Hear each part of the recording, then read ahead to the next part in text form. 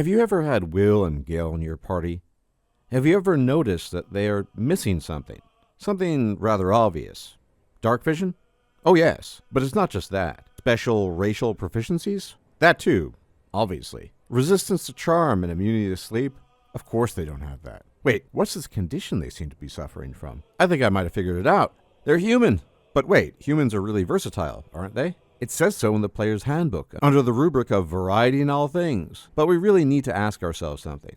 In Baldur's Gate 3, where does all this variety lead? In the most concrete of terms, it leads to +1 to every attribute that a human has. On the face of it, this seems immense and amazing.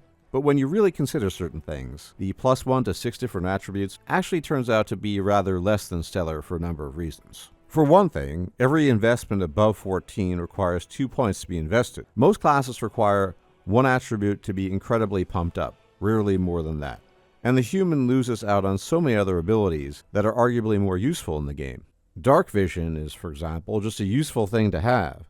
The longer the range of it, the better. Of course, you can get a ring in the Underdark that will give you 12 meters dark vision, but why not just use that slot for something else? There are enough dark environments, even in early access, that allow us to make the argument that dark vision is just more useful than +1 to every attribute. Now, I'm not arguing that humans need dark vision, but we'll come to that later. Elves have, on top of that, Fey ancestry, which is just very useful when it comes to dealing with enemy spells, as well as keen senses, which gives them proficiency in perception. Dwarves, Githyanki, and elves all have innate weapon proficiencies that can come in handy, especially for certain builds. And Githyanki even gain the very useful jump spell for free at 3rd level. I could go on, but I won't.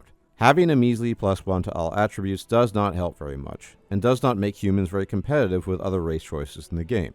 Now, I do say all of this with the caveat that not everything needs to be about power gaming or optimizing your build. But setting that aside, humans are just overall worse choices than most other races on offer in early access. Humans are just bland. But there is a way to spice them up. It's called the variant human, and I will quote directly from the Dungeons & Dragons Player's Handbook here. Quote, "If your campaign uses the optional feat rules from Chapter 5, your Dungeon Master might allow these variant traits, all of which replace the human's ability score increase trait." End quote. These are 2 different ability scores of your choice, increased by 1, and more importantly, you gain 1 proficiency in a skill of your choice and 1 feat of your choice. So why don't we have the variant human? Well, it is technically optional, and it is not a mirror copy of the player's handbook, but frankly, who cares? It's in there. Both options could be offered, the standard human and the variant human, and in this way, we all get a choice. The variant human could really help justify the choice of human outside of simply role-playing reasons, which can be important, but the best of all worlds is a convergence of both role-playing elements and gameplay elements. In D&D lore, humans have always been touted as being cool and versatile and quick to learn. Variant humans would give this vision meaning by giving us the ability to choose and individualize our human choice. Of course, in time, mods will probably add this, but it would just be so much cooler and better if it were a core part of the game. So I say, let's make humans not suck anymore.